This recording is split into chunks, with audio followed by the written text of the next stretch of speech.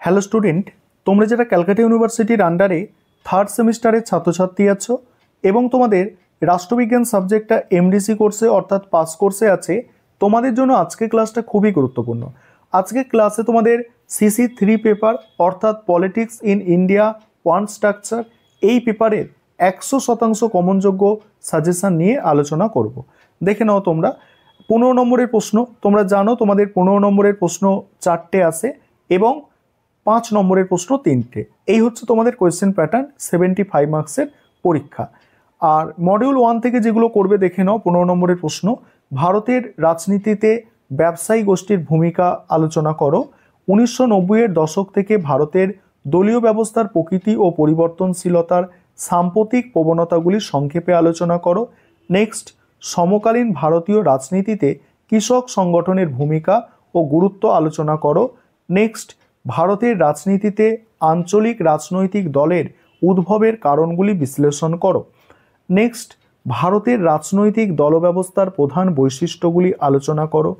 Next, ভারতের রাজনীতিতে শ্রমিক সংগঠনের ভূমিকা বিশ্লেষণ করো। তারপরে আছে দেখো, পশ্চিমবঙ্গের দলব্যবস্থার প্রকৃতি এবং এর প্রধান কয়েকটি রাজনৈতিক দলের আদর্শ কর্মসূচি আলোচনা করো।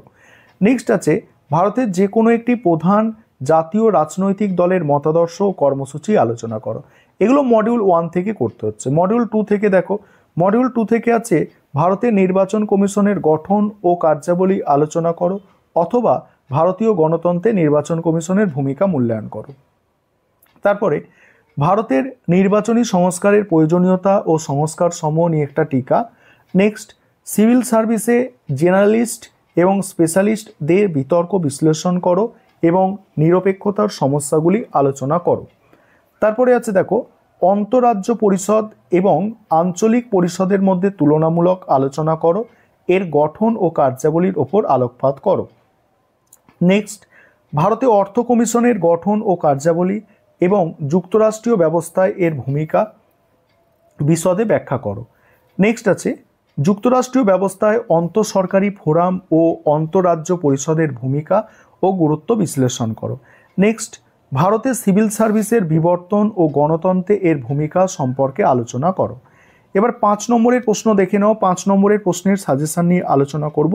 তার আগে যে বিষয়টা তোমাদের বলার আছে, তোমাদের জন্য অনলাইন কোচিং ক্লাস চলছে। তোমরা চাইলে পেড ব্যাচে অ্যাডমিশন নিতে পারো বা আমাদের থেকে স্টাডি মেটেরিয়ালও পারচেস করে নিতে পারো। চলো এবার 5 নম্বরের সাজেশন তোমরা দেখে নাও। ঠিক আছে, 5 নম্বরের প্রশ্নের সাজেশন তোমরা দেখে নাও। দেখো 5 নম্বরের প্রশ্ন, এখানে মডিউল 1 থেকে প্রথম, ভারতের রাজনীতির প্রকৃতি সংক্ষেপে লেখো। নেক্সট, ভারতের দলব্যবস্থার বৈশিষ্ট্যগুলি কি কি। নেক্সট, ভারতে আঞ্চলিকতাবাদের উৎস বা কারণগুলি লেখো। নেক্সট আছে দেখো, ভারতের যে কোনো একটি জাতীয় রাজনৈতিক দলের মতাদর্শ লেখো।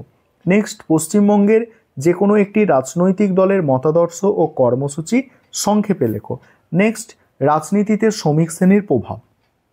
মডিউল 2 থেকে দেখো, ভারতের নির্বাচন কমিশনের প্রধান কার্যাবলী কি, নির্বাচনী সংস্কারের ওপর টিকা, অন্তরাজ্য পরিষদ কি, আঞ্চলিক পরিষদের কাজ কি, অর্থ কমিশনের গঠন ও কাজ সংক্ষেপে লেখো, সিভিল সার্ভিসদের নিরপেক্ষতা বলতে কি বোঝো।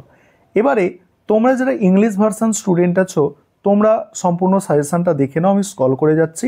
আমাদের ইংলিশ ভার্সানে ক্লাস হয় না, তবে তোমরা চাইলে আমাদের থেকে ইংলিশ ভার্সানে স্টাডি মেটেরিয়াল পারচেস করে নিতে পারো। সম্পূর্ণ সাজেশন তোমরা দেখে নাও। আমি স্ক্রল করে গেলাম।